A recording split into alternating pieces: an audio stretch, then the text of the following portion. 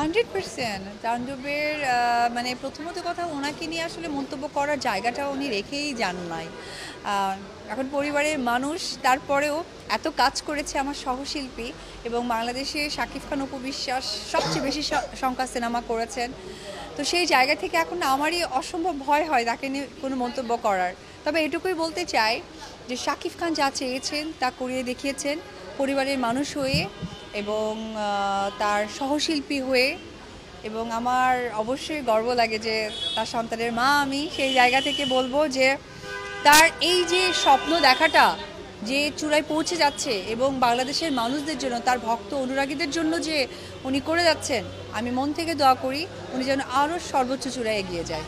Very good. এবং সাবিলা নূর এত ভালো কাজ করেছে এবং she was very lucky because তার ডেবিউ হচ্ছে শাকিব খানকে দিয়ে। এটা তার জন্য অনেক বড় একটা সৌভাগ্যের। একজন সেলিব্রিটি, একজন অভিনেত্রী হিসেবে আমি মনে করব যে বাংলাদেশ অভিনেত্রী হিসেবে আমি মনে করব যে এটা অনেক বড় একটা প্রাপ্তি তার জন্য। হ্যাঁ, এই কথাটা আমি অনেকবার বলেছি, আবারও বলতে চাই, সৌভাগ্যের ব্যাপার শাকিব খানের সাথে এখন কাজ করার। অসম্ভব সুন্দর, অসম্ভব সুন্দর। মানে জাস্ট মানে যখন শাকিব খান তার মুখোশ নিয়ে আসে আমার কাছে মনে হচ্ছিল যে আমি আপনাদের একটা প্রোগ্রামে বলেছি যে শাকিবকে নিয়ে আমাকে নিয়ে সিনেমার কথা বলা হচ্ছে, যদিও আমি শাকিব খানের অনেক বেশি সংখ্যার সিনেমার নায়িকা, 72টা সিনেমা করে ফেলেছি, তারপরেও আমার সৌভাগ্যের হবে যে কখনো শাকিব খানের সাথে সিনেমা করার সুযোগ হয়।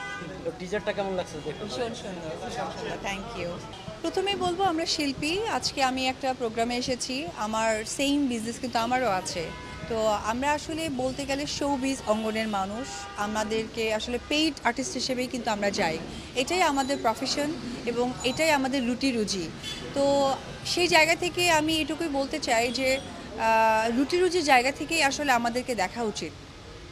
আমি সব কিছুর প্রতি, আইন থেকে শুরু করে গণ্যমান্য ব্যক্তিরা যারা আছেন তারা পরিবারের বাইরে নয়, তাদেরও পরিবার আছে, তারাও প্রফেশনের সাথে যুক্ত আছে।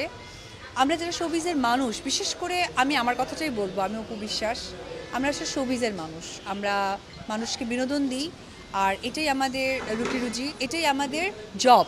সেই জব থেকে আমাদের যে আর্নিংটা আসে ওটাতে আমাদের সন্তান, পরিবার, আমরা সবাইকে দেখি। সো আমাদেরকে শোবিজের জায়গাটাই আপনারা রাখবেন, শোবিজের মানুষ হয়েই আমি থাকতে চাই।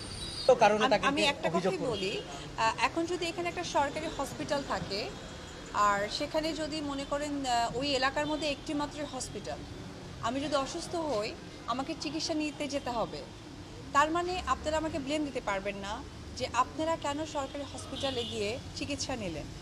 তো আমার ব্যাখ্যাটা এটাই থাকবে যে আমরা শিল্পী, আমরা শোবিজের মানুষ, শো অফ করাটাই আমাদের প্রফেশন। সো আমি এই কথাটাই বলবো যে আপনারা সকলেই অসম্ভব বুদ্ধিমান আর আমাদের বাংলাদেশের আইনের প্রতি আমরা সকলেই শ্রদ্ধাশীল। আর আমরা গর্বের সাথে বলি যে আমরা আসলে বাংলাদেশি বাঙালি, যেটা আমাদের সবচেয়ে গর্বের বিষয়।